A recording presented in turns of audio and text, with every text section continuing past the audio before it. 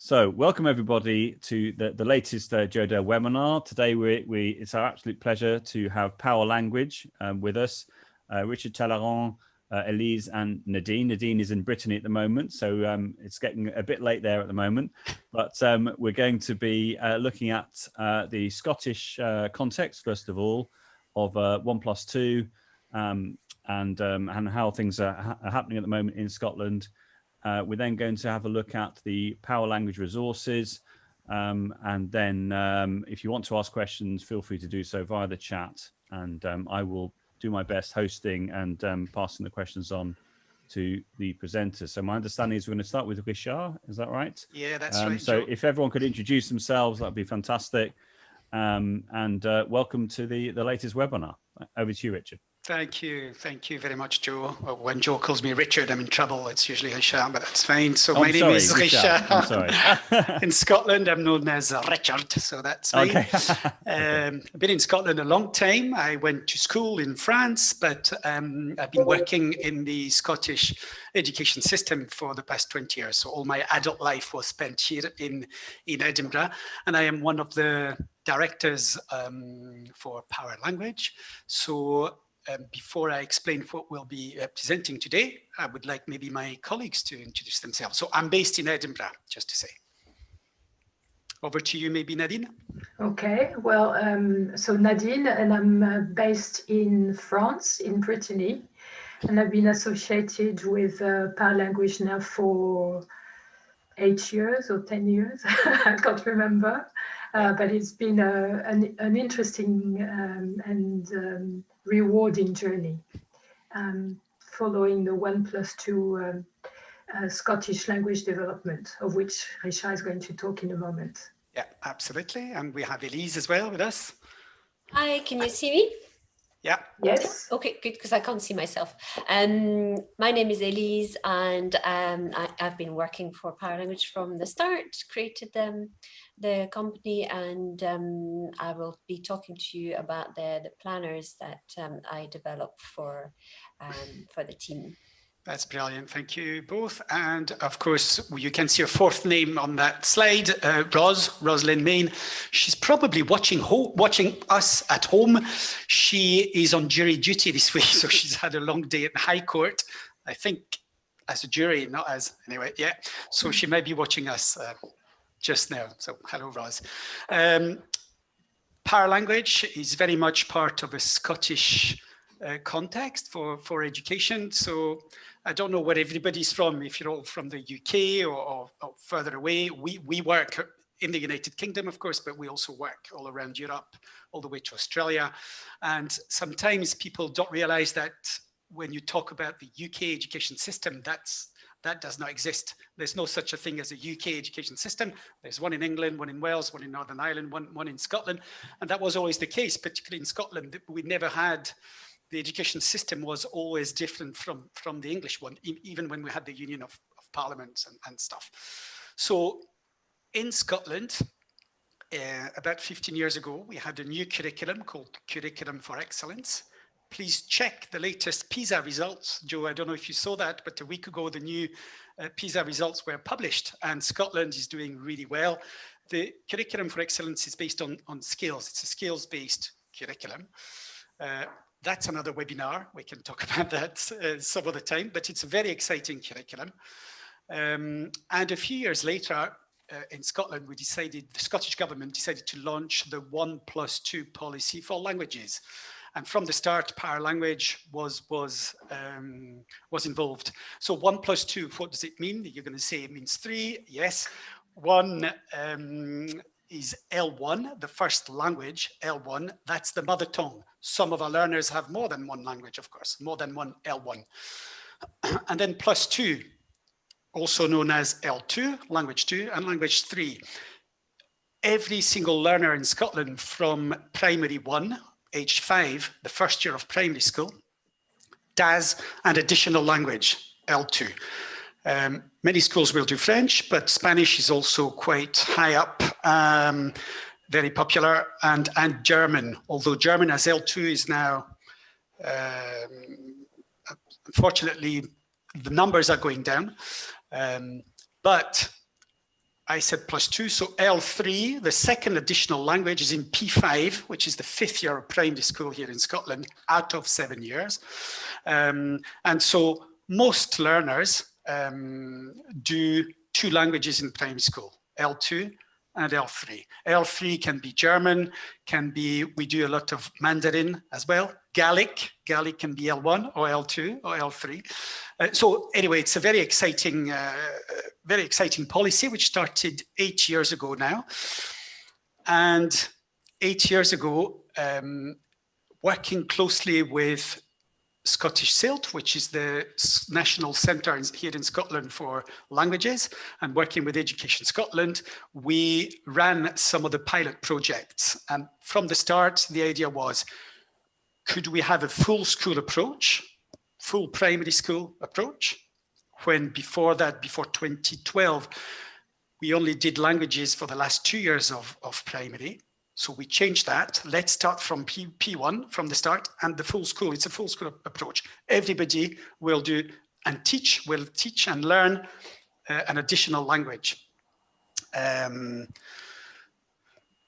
We ran the pilot projects. From the start as well, we realized that it would be a clever idea to embed L2, to embed the additional language into the learning context of our teachers. Okay. We ran these pilots for a year. HMI assessed the pilots. A report was published on the Scottish Government website, Scottish CILT website. And in a way, on the back of that, PowerLanguage, which existed already, but we decided to develop online tools then in 2013, because we had to support teachers from all over Scotland. And as you might know, Scotland is quite a big place, and we do have plenty of rural areas. If I travel a lot, or I used to travel a lot around Scotland until March this year, but I still will travel around again. But basically, when I go to Shetland, I have to take a plane, and it's an hour and 15 minutes to go up north. If I drive to Argyll and Bute West, it takes me maybe 5 hours. So very important, on top of face-to-face training, to be able to give online training. I'm talking a lot now. Do you have any questions from anybody before I move on? Or we don't at the moment, but I would love to see some questions coming up in the chat. We're just sort of people are just introducing themselves and saying where they're from. So at the moment we have people from Leeds, from Wales, from London. But it is fascinating to hear about the context, and certainly the distance travelled as well. I've done a little bit of work in Scotland. I very much appreciate what you're saying there about the distance of travelling, and it's fantastic. I think it's brilliant. I think always felt the Scottish government have led on the way of languages at primary. That the 1+2 initiative, I think it's wonderful, absolutely brilliant, and it's lovely to see some primary practitioners as well joining us this evening. I think the Scottish CILT as well. I think having that support, of course, in England we haven't had CILT since 2014, and I think it's wonderful that there is funding still available for Scottish CILT to support teachers from around the country. It's brilliant. Yeah, that's right, because the Scottish government did put their hand where the mouth is, meaning they for the past, this is year 9, I think now, that we've been getting funding in all our local authorities to embed, to develop the language policy in our schools, which really means that now all schools do teach an additional language, L2, and most schools teach L3 as well, although we're still, we're still developing all of this. But really, PowerLanguage, we created this online platform, and Elise and thank you, Elise. Elise and Nadine will talk about it, but we developed it, and 60% of Scottish local authorities, so that's thousands of schools, every day use this online platform, and they've been using it since the start, since 2013. So Scottish local authorities pay to get access to the PowerLanguage platform. Sometimes we call it PLS, this gives open access to all their schools and all the teachers. So 60% Scottish local authorities are using this now, but also I think we've reached 110 schools in Wales. The Welsh started just a year ago. In a way, they're following in the footsteps of Scotland, which is interesting. They also had the Donaldson Review, which we had 10, 15 years ago now. Schools in Australia also use, because Nadine used to work in Australia, so you still have some contacts there, Nadine? Yes. So we have a number of schools, yes, using the platform, yes. Yeah. So for 1+2 to really take off, we had to embed languages into a learning context. We'll explain more about that. We also had to work with the wider community and make sure that parents and carers would be on board as well. We have to, if you teach a language in the United Kingdom, maybe an English-speaking country, you'll know that we have to sell our ware, as it were. We have to really sell it to parents, to the wider community, sell the importance of languages and what skills they can bring to their pupils, children, and everything. So we also created, we'll talk about that, we also created online courses for teachers, but for parents too. So we'll mention that probably at the end of our presentation. What I'm saying, embedding languages into a learning context, when I started, I explained that curriculum for excellence, which is still our newish curriculum now, is skills-based, and also schools, teachers can choose the learning context as long as they meet the experiences and outcomes of our curriculum. So for us, PowerLanguage, one of the challenges was to support teachers all over Scotland, who some were going to teach the Vikings, for example, but others were going to teach Greek history. And how do we develop resources in French or in Spanish to support that context? How do we combine content and language? You know what I'm coming from now with this. It's called here embedding languages. I've been using that word, and that's what we use in Scotland. We embed languages into our learning context. So how could we support teachers when we didn't know what their curriculum was going to be, what they were going to be teaching? And we did find an answer. We did respond to the needs, respond being the keyword, because we've developed in our platform a whole section called responsive resources, and that's what it's about. Scottish teachers can email us and tell us, I am going to be teaching the Vikings, I'm going to be teaching PE, and this is what I would like to do. Basically, they share some of their learning context with us, and we've been developing resources to suit their needs. Nadine will talk about that. Thank you, Elise. Responsive resources. The platform is made of bits. Responsive resources is one of the bits, like good yogurt. Another bit is lesson plans. From the start, we created a 7-year progression. There it is, PowerLanguage School 1, 2, 3, 4, 5, 6, 7. And there's a real progression from the first year that you use PowerLanguage in your school, or you introduce a language in your school, to progression to 7 years later. So we cover the whole of the primary years in Scotland. In fact, we also have, you can see, a tab called nursery. So now in Scotland, some schools start in nursery school. So from the age of 3, we provide support for teachers working in nursery schools, primary schools, all the way to secondary school. We have, we go up to what's called the end of broad general education, which is at the end of the 3rd year in secondary school, S3, when learners are 15. So we support teachers who teach learners age 3 to 15. Does that make sense? Absolutely, yeah, fantastic. I think it's amazing that you start right from nursery. Absolutely fantastic. Yeah, wonderful. And it's really supporting teachers. Well, Elise will explain, and so will Nadine. But even if you're a non-specialist teacher, language teacher, i.e., if your language skills are not, you don't have a lot of experience in learning languages yourself.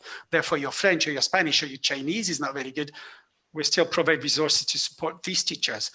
But also, if as a teacher, you've never tried to embed a language into your learning context, a soft CLIL approach, maybe you could call it, or embedding, then we also give methodology for these teachers. So we try to support teachers with, whatever the skills in terms of language or methodology. Fantastic. So that's probably enough for me just now.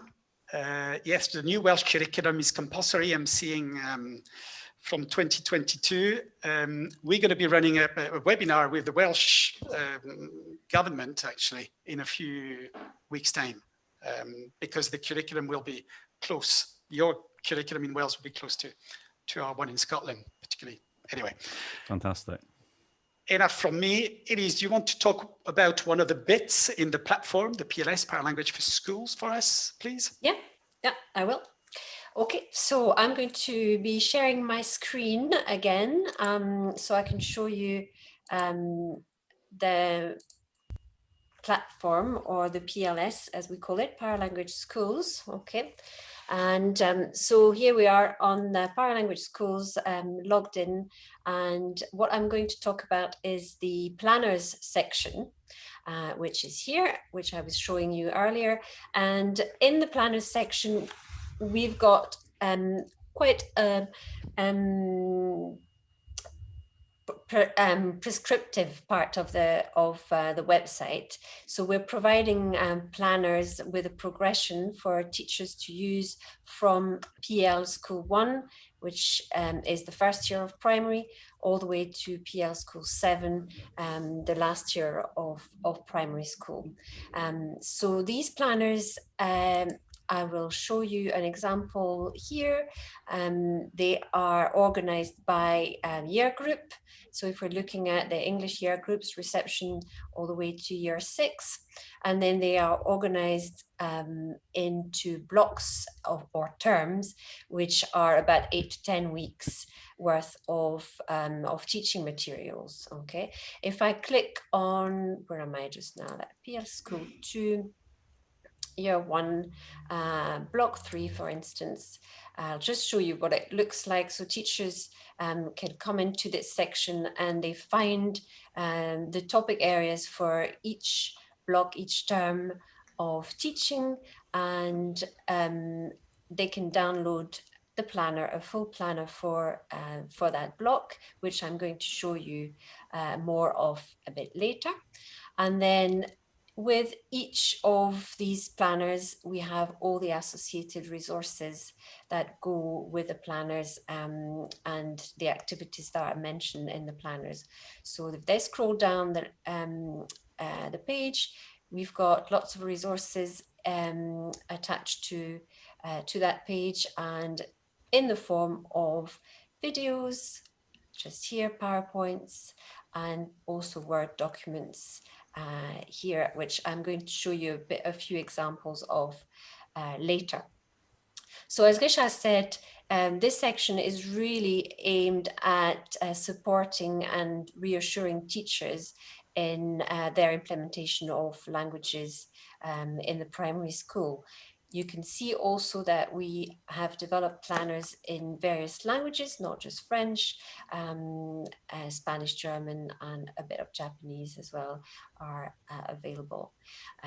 So we're providing lots of support and lots of suggestions for the teaching and learning of languages in class by the class teachers. I'm going to show you an example of a planner so you can see what it looks like. Here is one, for instance, for Spanish in PLS2 block 3, and you can see that we can't see. Can you see? Can you see? No, it's just sorry, it's just black at the moment. All right, okay. Why does it say that? Oh yeah, it says my screen sharing is paused. I didn't pause it. Okay, if you click new share and then click share it, try again. Oh yes, okay, it's because, yeah, that's fine. Right, there we are. That's fine. Okay, So if I change the, if I go to a different window, then I need to click new share. Okay. Or if you select desktop, which is one of the options, and then we'll see anything that's on your desktop. But it depends on, if you prefer to click new share for an individual screen, if you don't want to show the whole desktop, as it were. Okay. That's an idea. Okay, that's great. So here I'm showing you an example of a planner, and we've got the way we've organized it is we've got topic areas and key language for each block, and then all the resources that are that go along with the topics and the key language. So they're all here. And if I scroll down, you can see we've got lots of suggested learning experiences that cover all the topics mentioned in the block. And then at the end, we've also got the 2 class projects that we are suggesting teachers work through during their term of French or Spanish in that instance. So that's what the planners look like. As you can see, we've got lots of vocabulary and translations. The planners are in English, and the Spanish, in this instance, Spanish language is translated, and lots of ideas are given for extensions and activities to be done in class with pupils. So that's the example of a planner here, which I'm going back all the way up to. Can I just add, Elise, that all the key language that you've mentioned, we have PowerPoints with all the sound files. Well, I'm going to talk about that just now. Okay. So, we're talking about guidance and reassurance for teachers who might not be specialists in the language that they are teaching. So we are trying to help non-specialist teachers as well as specialist teachers, I suppose, with the responsive resources that Nadine is going to talk about. My job is to reassure mainly the non-specialist teachers that they can do it and give them as much support as possible. Yeah. So along with the planners, I'm going to show you an example of a PowerPoint, for instance. So I need to go back to new share. I'm going to share my screen. Okay, so here you can see a PowerPoint. I'll go back to the beginning. So we've got PowerPoint with key language, and all our PowerPoints have sound files attached to them. So I'm going to play the sound file here. I hope it works. Les parties du corps. Okay. So this is just a PowerPoint. Has that worked? Yeah, all good. Yeah. So that's just a PowerPoint with key language for les parties du corps, parts of the body.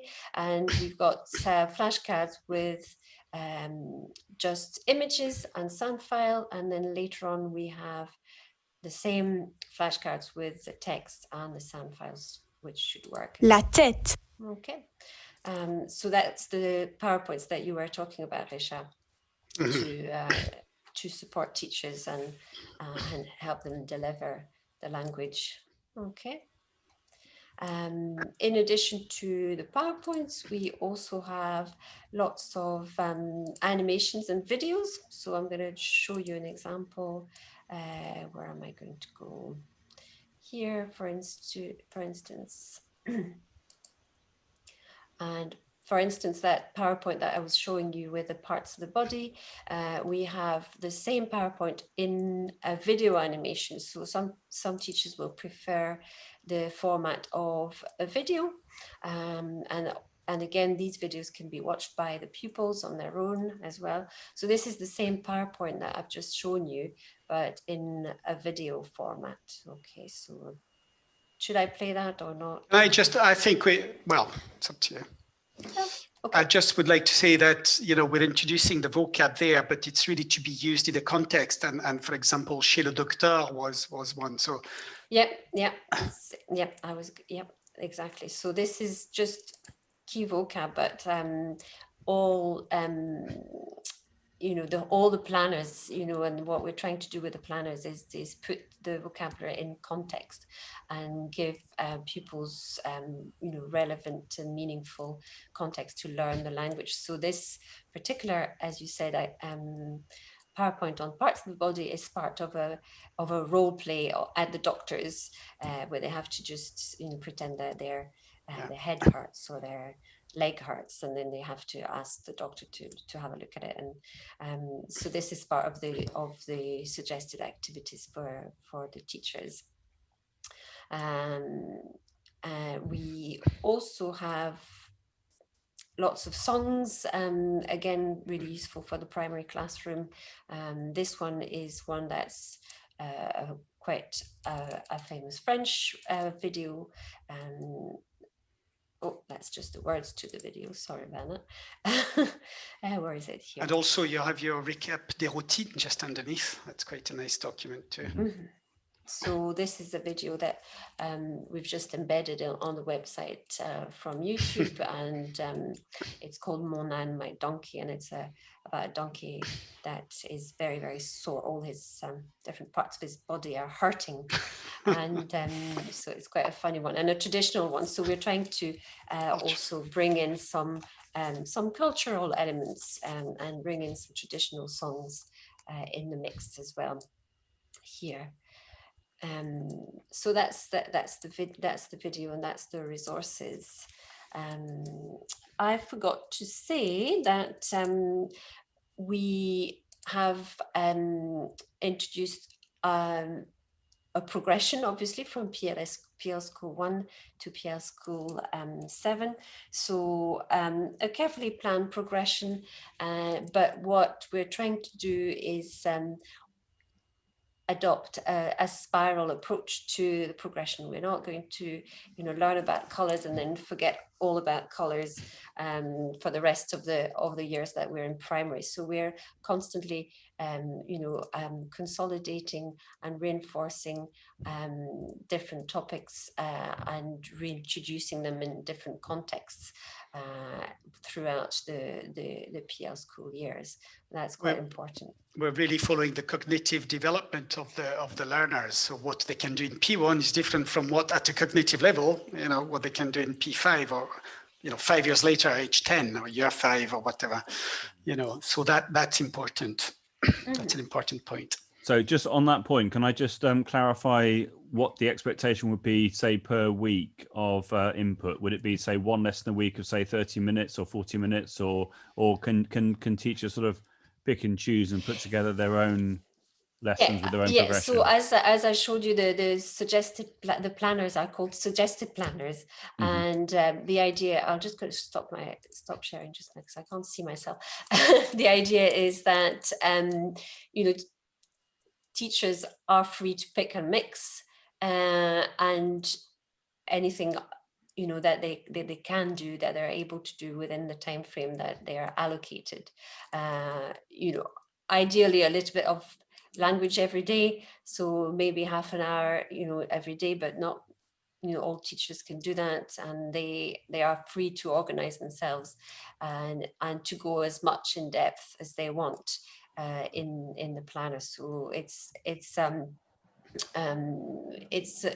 the planners are meant to be very flexible and in the time frame that the teachers have. We adapt to the needs of the practitioners, of the teachers. So in Scotland, many teachers will do at least 10 minutes every morning, some time for lunch break or after lunch. They will have their routine. So we provide a lot of tools as well to support the routine, of course. On top of that, as we said, we work on projects in Scotland. So if your project is history or geography, then teachers will be able to embed maybe half an hour every day for 2 weeks, French or Spanish, into the history topic. So it's really, really flexible. That's fantastic. I'd love to see some examples of the older years, if that's possible, for everyone to sort of see the sorts of expectation of the language they would get to when by the time they come towards the end of primary. That'd be really interesting. Absolutely. Maybe maybe through the responsive, I was going to say we could show some of the. Yeah, I mean, the 7 years, to give you an example of where, where we are starting and where we're finishing. So the overarching topic for the first year, which would be P1, the first year of primary, is called All About Me. So children learn to say, say their name and say their age, and then we're moving on to Me and My Family. And then, my school, and in PLS 6, we're talking about my country. So we're broadening, each time we're broadening the topics. And so pupils learn to talk about their country, their local area first, and then their country, traditions and festivals in their country. And then when we get to PLS 7, it's called Let's Travel to France, or Let's Travel to Spain. So we're taking them on a virtual trip to the country that they're studying. So they're looking at the geography of France or Spain, and booking hotels and going to train station and buying tickets and things like that. So that's the sort of topics that we're looking at in the planners. Things you would have taught maybe, Joe, when you were in your secondary school, in absolutely, 8, 9, but within the primary school context, curriculum context, this is something that primary teachers would teach in English as well. So we're using that context to reinforce the French or the L2, and we're using the L2 to reinforce the context. I keep going back to that, but it's important. Something else as well, maybe before I don't know if we're going to move on to Nadine soon, but during confinement, lockdown last spring, thousands of teachers in Scotland asked us to open up some of the resources to be used for home learning as well. So some of the things that Elise has shown us, we were able to share with learners at home, which meant that Scottish teachers, some of our Welsh colleagues as well, and Australian colleagues, were able to carry on teaching French or Spanish despite lockdown. So, these resources can be used for home learning as well. And would you have a progression in tenses as well, or would everything be in the present tense even up to, say, the end of primary?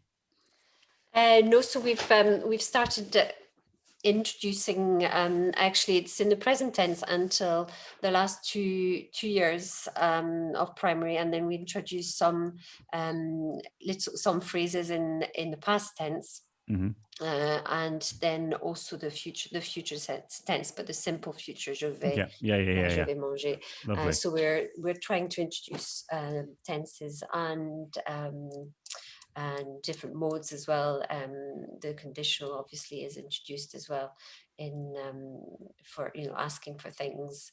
So there's a progression in grammatical terms that covers quite a wide range of grammatical structures and language structures as well. Nadine, I think you want to come in on that and say something. Well, before I talk about responsive, there's something I wanted to pick up on. You mentioned the whole school approach and Elise, some of the resources that you prepared on routine. I have been impressed every time I've traveled to Scotland and going into schools to see how many teachers within schools have felt empowered with some bits of language. And so that you come into the school and you have some labels that have been put all over the schools with labels in different languages, from the principal's door to canteen, etc. And teachers who are not necessarily the language teachers, and as we said, many are non-specialist teachers, actually greeting children in the target language first thing in the morning, children freely coming to newcomers or strangers in the school and greeting them in different languages. And you really see and feel the vibrancy of what's happening with languages in the schools. For me, that's been really, really an eye-opener as to the success of the 1+2. I mean, I'm not saying that it's perfect everywhere. I don't know if we've got Scottish teachers with us today, but certainly the fact that it's been an ambitious whole school approach, encouraging non-specialist teachers to feel empowered to have a go, that really reflects on the whole school, including obviously learners, parents, whole community. It's quite impressive. I remember HMI inspectorate here in Scotland, HMIE, visiting a school where they'd been using the PLS, the PowerLanguage platform, for a year, and she was talking to this little girl, I think, P1, age 5.5, saying, "Oh no, she's the lead inspector for languages, so she spoke French, and comment ça va?" She's asking this little girl, and the little girl goes, "Ça va, ouais, ça va super bien." And how do we think? And then turns around and says, "Et toi?" Because we just introduced a little tool, you know? But it's the confidence, not just in the language, but it also, "Et toi?" Love it. Yeah. So we'll get a lot of that in our schools around Scotland. And the whole school approach, I think, is so important. I mean, I can remember when I was teaching, we had like labels all over the school as well. I think that's really nice for immersing everybody, and then with a really sort of structured approach, and maybe colleagues who aren't specialists trying their best to speak in the target language as well is absolutely brilliant. If a primary school adopts that approach, it really helps, I think. Well, it's a strong message, really. If you see, you know, the target language all over the school, it's definitely a very strong message. Yeah. Awesome. Oh, absolutely. Yeah, and I just wanted to add that, you know, I showed you some key language, like such as the parts of the body. So just, but we've got recordings for all the all the instructions that. So if we suggest a game, if we suggest they play a game, we give them the recordings for all the instructions that they need to play this game. So it's not just recordings for vocabulary, but it's actually what the teachers need to conduct the class to work with our pupils. So we give them that as well. That's a good point. So if you're a fluent French, Spanish speaker, you don't need to listen to those. You just need the idea of the game or the activity. However, if you speak very little French, or you know, then you can use these instructions. Click on the sound files, levez-vous, mettez-vous deux par deux, all, you know, all that kind of stuff. It's all there for you.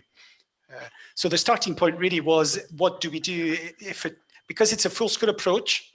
Some teachers have studied German when they were at school themselves in secondary school, and now they have to teach French or Spanish. How do they do this?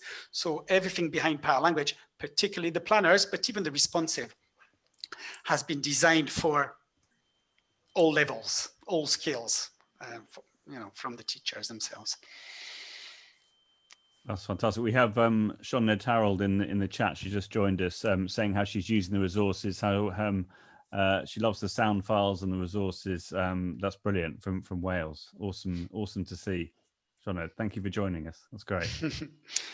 So now maybe I mentioned at the start that we adapt to the needs of the teachers. So we have a slightly more prescriptive, as Elise described it, approach. That's the plans, lesson plans. It's all there for you, really to reassure the teachers. Yes, you can do this. You can do it a few minutes, hours, every day, every week. But very quickly in Scotland, teachers became more confident and thought, okay, I really want to embed this French, Spanish into my learning context. And in Shetland, we're going to be teaching the Vikings because it's important for us. So this is where we came up with this idea of the responsive section. And the first few weeks, nothing came in. And we thought, maybe teachers are not really interested in this. Maybe it's not a good idea. And after 4 or 5 weeks, I remember, Nadine, you probably remember as well, that the first request was from somebody in Aberdeenshire, Northeast Scotland, said, I'm going to be teaching birds from the northeast part of the country. Can you support me? And I remember the first thing I was thinking, oh my God, we're going to have to upskill ourselves in terms of the primary curriculum. Yeah. What do I know about birds in Northeast Scotland? Not much. But thankfully, my good colleague Nadine decided to tackle that first dossier, as we call them now, and all the other ones. So from the first one, which was 6-7 years ago, we now have over to Nadine, hundreds. Yes. Hundreds. Awesome. Yes. So Yes, I mean, it's been a really, really interesting job for me. As I mentioned at the beginning of this webinar, really. And as Richard said, we started with very, very simple request, as in, like, we want to cover birds, but that was it. But the idea for us was, how can we make sure that within the topic of these birds from the Aberdeenshire area, we can have some interesting content and interesting language at the same time, and embed that within the curriculum. So at the same time as, again, Richard mentioned, making sure that we responded to the needs of the teacher in as far as the age group that he or she wanted to work with, and make it usable also for teachers who were not necessarily specialist teachers.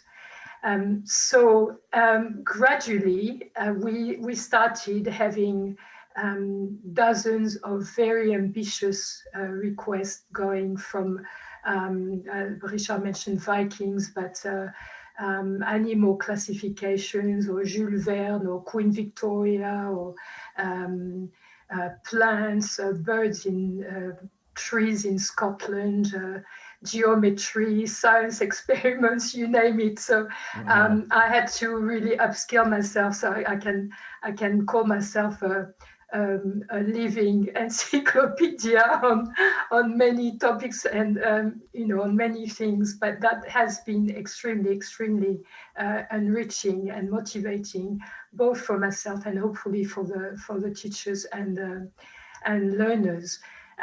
Richard mentioned the fact so that we wanted to have what we can call a soft CLIL approach, that is some content supported by scaffolded language.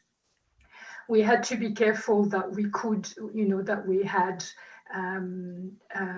not too much, but it for some of the topics, but still be ambitious. And that's really where teachers realized that their learners were ready to take on challenging content and take risks. So Elise is showing the types of resources that we have. So we are working across the curriculum. So we have topics, Elise, if you want to mention the categories again. So it covers science and technologies, literacy, numeracy, social studies, expressive arts, health and well-being, etc. So if you want to have a specific look at the topics, you can scroll down, or you can type a topic, type anything. Pretty much at the moment, type anything and you should find something. And these resources are developed from nursery. We're trying to have again a more challenging approach in nursery, when we go beyond just having just counting to 10 and then doing 5 colors. So we actually integrating, working closely with nursery teachers in Scotland. We've been able to design some packages of resources around dinosaurs for nursery, or space, or animals under the sea. So it's been really interesting to see what the little ones could do. We have otherwise resources going obviously all the way to the end of primary, and as well as mid-secondary, with a lot of care given to topics specifically for transition. And that's been the latest sets of resources that Elise and I have been working on developing making sure that primary and secondary teachers were working together and ensuring that the transition was smooth and that learners starting first year of secondary were not going to start from scratch all over again. We're going to show you specific topic in a second, but just wanted to say that what we mean by soft clear beyond just the content and language is to make sure that we have activities provided so that learners can apply lower and higher order thinking skills. So it's not just sections of vocabulary, it's actually applying the vocabulary within the content and researching and reflecting and recycling and applying the knowledge to new contexts. So that has been very successful as well. And within a topic, we also make sure that we integrate cross-curricular activities. So for instance, we might have a topic on health and well-being. Within that, we'll make sure that we integrate some activities which cover some numeracy. For instance, learners might have to do a survey on what the most popular breakfast item is, and then do statistics on, how many pupils in their class eat whatever breakfast item, and then from that move on to what are the healthy items and what are not so healthy items. So again, it's going beyond the topic and including the cross-curricular elements. We cover obviously the 4 skills with more emphasis for the little ones, obviously on talking and listening. But from mid-primary, we have a lot of activities where learners will be encouraged to play with the language, to maybe compare L1 with L2 or L3 if they started L3. Really just manipulate and observe and derive rules themselves. We don't do grammar as such, but we ask them to actually try and sometimes if it's an important point within a lesson, get them to observe elements of grammar and come up with their own rules and explain that to the class, and then give scaffolded activities in order to practice all that. What else can I say about responsive resources? That we also try to ensure that elements of language and structures and content that Elise has prepared within the planners are also recycled within the responsive, so that there's always something that the learners will be familiar with within the topic. And we really encourage learners to transfer their skills. So whether it's skills from their L1 into their L2 or L3, or skills from another curricular area into the language area, and vice versa. So what we find is that we have a lot of very confident learners who are prepared to play with the language, to take risk. And again, another really interesting phenomenon for me, looking at pupils in schools, is to see that boys, for instance, are very, very willing to have a go. Richard mentioned the fact that I was, teaching for a long time before in Australia, and I worked a lot with boys, and we found that often boys were a little bit more shy than girls at having a go, a bit more embarrassed to have a go with languages. We find that with this approach, where they manipulate language, where it's often done as part of a game or as part of observing and reusing, it's encouraging them to be more risk takers and have a go at it. Yeah. And be more confident, obviously. Fantastic. Would it be possible to see a couple of examples or an Yes. example? Because I love the idea. We've also got a great question from Shonid in the chat. Do you think that you will be developing a multilingual resource looking at many of your languages and the links between them? Is that something that you consider? We actually have already some of our resources which work on observation of making links between French, Spanish, Latin, Scott even. So yes, we have ensured that we were making as many links as possible with. Yeah, Richard, you want to say something? Yes, no, absolutely. I just want to, yeah, that's right. We have done that already, and English as well, links with English. Yes. Not with Welsh just yet, Sinead, but, you know, we're hoping to. Can I send a wee challenge to the group here? You have 10 minutes using the chat room to tell me to write down why in English there are two names for animals. You know, one is the one grazing in the field, like the lamb or the sheep, and the one which is in somebody's cuisine, and it then becomes the mutton.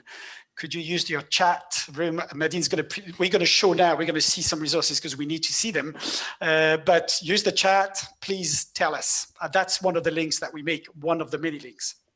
Over to you, Nadine. Sorry. Interesting. Yes. So the dossier, so the set of resources I've chosen to show you today is the one we've developed very recently on the rights of the child to coincide with the International Children's Day, which is celebrated on the 20th of November. So Elise, if you want to open that one, so you'll see what a dossier, what we call a dossier, looks like. So within a dossier, you've got a number of resources. So in this case, I think we have 20 resources, mainly animations in this case. That's a typical dossier where you'll see that they're numbered. And the first one is always your teacher's notes. So Elise, if you want to open that, please. We're going to have to quickly see some of the animations and stuff just to see, because we're running out of time. Yeah, okay. So the teacher's notes will... we can't see the screen, we can just see the black screen. Don't worry. The teacher's notes actually list all the resources which are available within the topic, and then explain what the content is, and then introduce ideas on how to use each of the resource, and going beyond some of the activities which are provided within PowerPoints or Word documents. So as I mentioned, we try, so with this particular topic, and we're going to show you one animation. So we decided to focus on the 10 fundamental rights of a child, and each one is presented as a short animation with an introduction. And then we've provided a set of activities around, I'm seeing the chat going on. So activities in Word documents or in PowerPoints. So in the case of the activities in the Word document here, it's scaffolded activities to actually work on the actual names of the fundamental rights, and then moving on to associating definitions of rights to the name of a right. And then we have the animations, which also have sound illustrations, which present one right at a time. So even though it's been developed with learners aged 10 plus originally, because we use very careful scaffolding, and we use also illustrations which really match the content, it can also be used with younger learners. And maybe Richard, you can comment on that at some point, because you've just done recently training on. Yeah, absolutely. Can you show the animation there, Elise, please? Yeah, I was going to say, I would love to see some examples. We've heard a lot of information about I'd love to see about the dinosaurs as well and the pirates and all that. I was getting very excited about that. I was thinking my little boy would love that sort of thing. Yes. It's great. Yes. And see how the progression works, as it were. Introduction is fine. Intro is good. Yeah. Yes. Okay.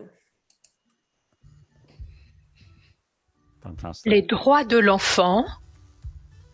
Introduction.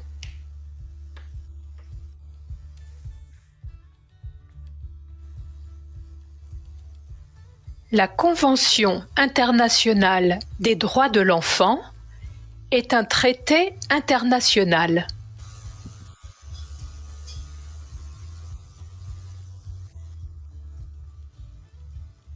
La Convention a été adoptée le 20 novembre 1989 par l'Organisation des Nations Unies, l'ONU.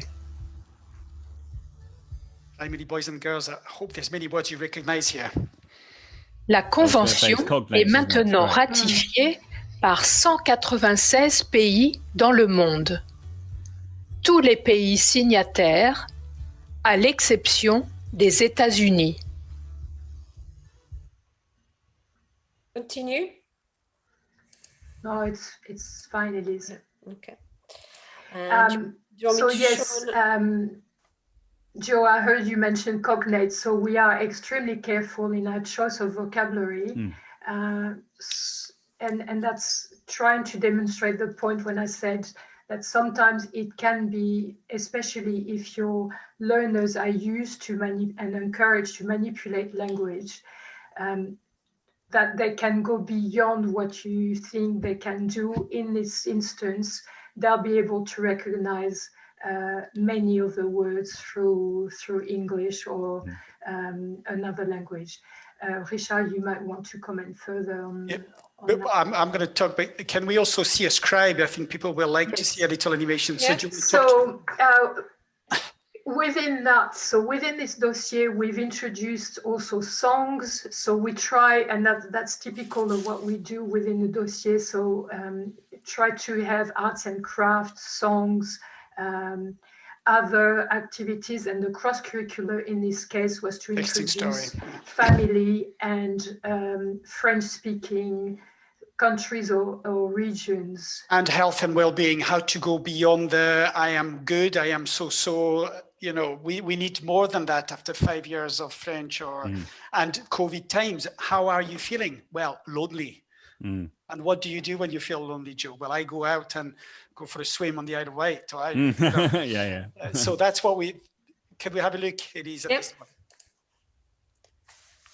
That's not a scribe, but it's still. No, it's called Texting Story. Yeah, I love this app. It's brilliant.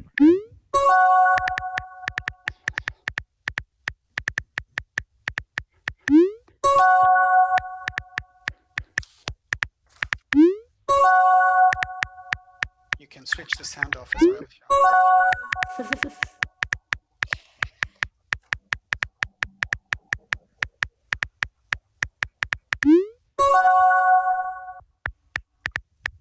Okay. Yeah.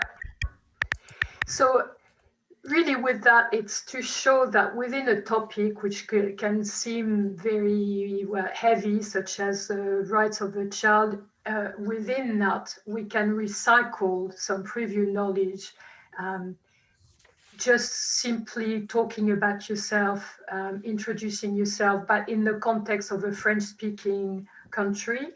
So one activity beyond that will be to ask learners to maybe investigate other French-speaking countries in the world, present a child following the model that they've just seen.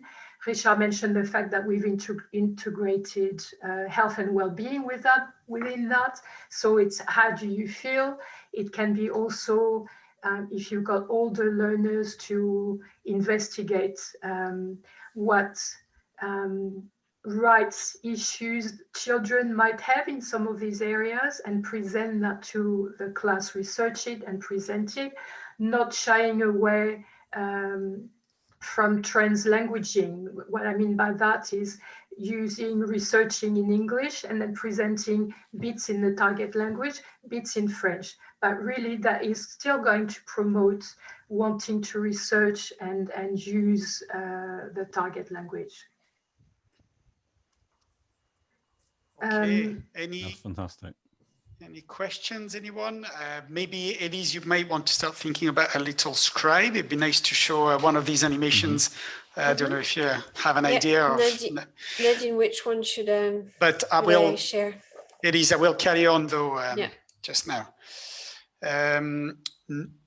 Shoned, that was a good guess. And yes, of course, you know, you can see the link between all these words, but it still doesn't tell me, Shoned, why a sheep becomes a mutton and a pig a pork, and a deer venison. You know, that's a bit of a strange one. But it's in there, it's in PowerLanguage. It's also, we'll share that with you in 5 minutes. Something we've developed as well, I don't know if there are questions, but we've developed as well for, you know, for our teacher. Everything Nadine was showing you, by the way, goes all the way to the 3rd year of secondary, but you can tell you could go beyond. But we have exams in Scotland beyond the 3rd year.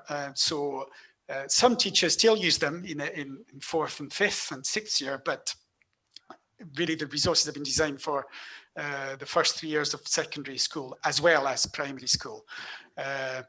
Recently, the Republic of Ireland they've contacted us because they're interested in CLIL, in presenting CLIL resources in their secondary schools, and we've been developing these dossiers for them as well, which have been used and piloted throughout the Republic. Again, the report is on the University of Cork. They have a website. We're happy to share with the results, but you know, what the teachers did with our resources is brilliant. And of course, the teachers, but of course, the learners, ultimately. So to go back to primary school, we've also developed online courses for teachers to develop their language skills. I mentioned at the start that some of them have very little French or Spanish, or we've created online courses. I don't know if Elise will be able to show that or not, or if you focus on the scribe, Elise, I'm happy with that, because I think people will like that.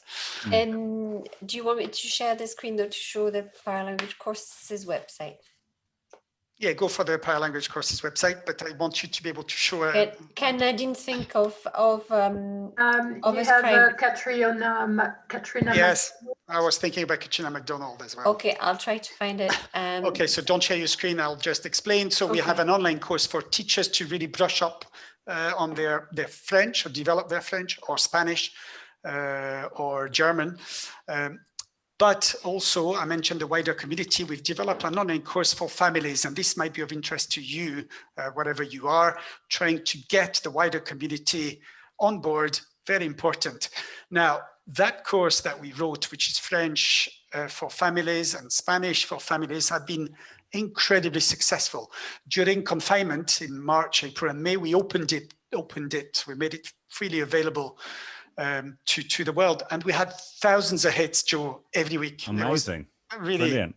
It really was amazing. So parents, carers, you know, learning French or Spanish with their kids. Thousands of hits, and it's been, you know, all over Scotland. We piloted it 4 years ago now. We had 2,000 people in a big theatre in Fife. You know, so that's also been a real success in Scotland, and with PowerLanguage, I suppose, addressing the wider community has been great. A lot of what I do now is training, working with teachers online. Of course, I used to, as I said, I used to travel around the United Kingdom, around Europe a lot. I do that online now, but I really use resources, practical resources, and I do some of the activities with the teachers themselves, so that then at the end of the training session, it's 10 or 20 pounds for a training session for the teachers to do, and then they go home with the methodology on how to use the resources and the actual resources, of course. Resources along the lines of what Nadine was showing for the rights of the child. You know, you have enough for potentially 2 weeks worth of resources, or you can use them for just a couple of days if you want to. So these are the courses for families. Elise, do you want to show us? Yeah, I'll show you the Katrina MacDonald video, which we use. Yeah, we've got tons of animations using a hand drawing stuff. I think it's going to be black, Elise, your screen. Yeah, I know, it's black on purpose. It's black on purpose at the moment. Very good. I'm impressed. So maybe just before you do, okay, on you go. Go for it.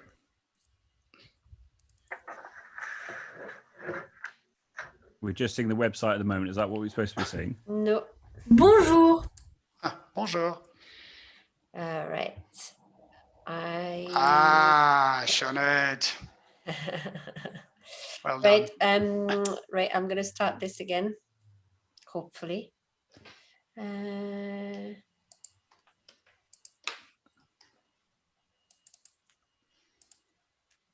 that's not working, is it?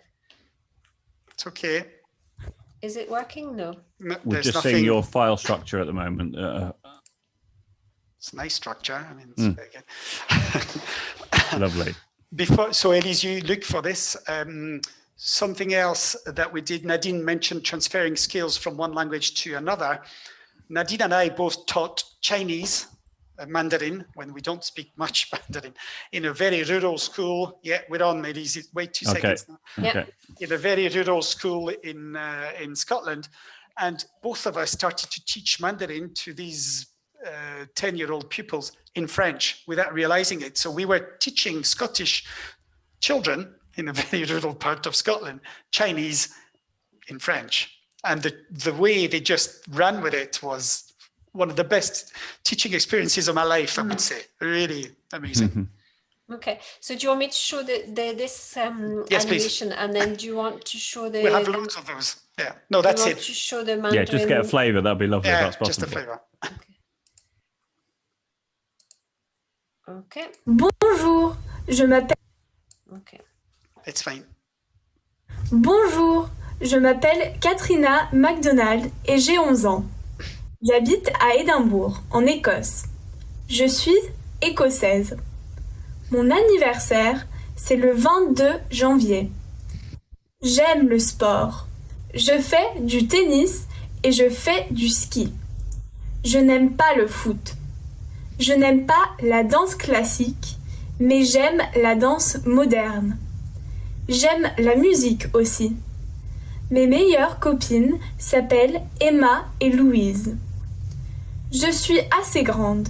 J'ai les cheveux châtains, longs et frisés. J'ai les yeux verts. Ma mère s'appelle Elsa. Elle est grande et elle a les cheveux bruns. Elle a 38 ans. Elle est professeure. J'ai 2 frères. Mon petit frère s'appelle Tom et mon grand frère s'appelle Finn. J'ai un lapin. Il s'appelle Bubble. Il a 3 ans. Il est petit et gris. Aujourd'hui, il fait beau à Édimbourg et il y a du soleil. J'aime le soleil. Au revoir. À plus. Love it. Love it. That's great. Is that made with Live Scribe? Is that right? Yes, it is. Yeah, looks amazing. So Joe will show you a dinosaur being built by this little hand. Yeah. We've got Scribe for many of our resources. By the way, this is the level expected of a Scottish pupil at the end of of primary schools in terms of listening comp. That's Lovely. what we're expecting. Lovely. That's great. Any questions from we haven't got any questions. Sinead is incredibly enthusiastic in the chat about saying how wonderful the resources are and great for blended learning. I have asked a couple of times for questions. I think everyone's just like is being very receptive, which is fine. Do you want to know about the lamb? Yeah, it'd be lovely to know in the chat if there are particular things that people want to know about. I would love to just see some more examples of the language, I think, if that's possible. Well, we only have 4 minutes in a way. I mean, well, if you want to have a little bit longer, it's fine. There's no, if you want to have a bit longer, that's not a problem. Yeah. I think actually seeing the some more examples would be lovely. Elise, do you want to select something else? And I'll just explain the animals. So we have a little, so you look for another scribe maybe or something like that, Elise. But do you want to, sorry, Richard, just Joe, you mentioned parrots or so dinosaurs. So the example we've just seen, that would be, as you said, at the end of year 6 or equivalent. Yeah. So then the dinosaur or the pirate unit, that's more towards the beginning. Is that right? Yeah. We actually have differentiation within these topics. So dinosaurs, we have a package for nursery, and we have another package for years age 6 to age 8, 9. So yeah. Okay. Well, I'd love. Could we see an example of the early primary dinosaur? Yeah. Should I show Nadine the small or big, or what color is it? Doesn't matter. It is just pick one. Yeah, just to get an impression of the language. I think that'd be great. Because what I love about what you're showing us is the way that you're taking sort of like usual topics, but you're doing them in unusual ways, which is really cool. And then absolutely, as you say, it's like bringing the culture in and making it a blended approach. It's just great. Okay, I'm going to share the screen again then. Let's do that. So we've got a reanimation code with combining dinosaurs and colors. Mm-hmm. Can you see that? Yeah. Yeah. It's another piece of software we're using. That's not Scribe. That's good too. No, Adobe Spark Video. Les dinosaures, les couleurs. That's for your boy, Joe. Yeah, absolutely. Love it. Absolutely. Le dinosaure est de quelle couleur?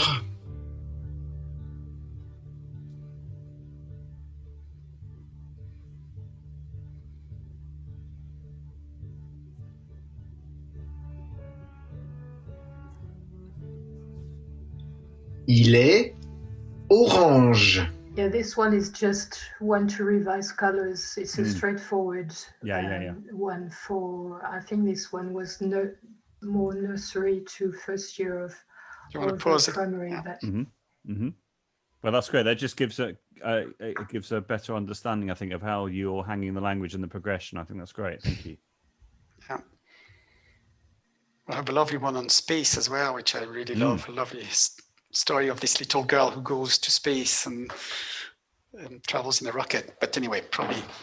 No, that's brilliant. So the types of sort of tools you've been using like using Texting Story, Live Scribe, Adobe Spark Video. Have you been using other, I mean, obviously PowerPoint and what have you, but that's lovely the way that you're, bringing the language to life. It's fantastic.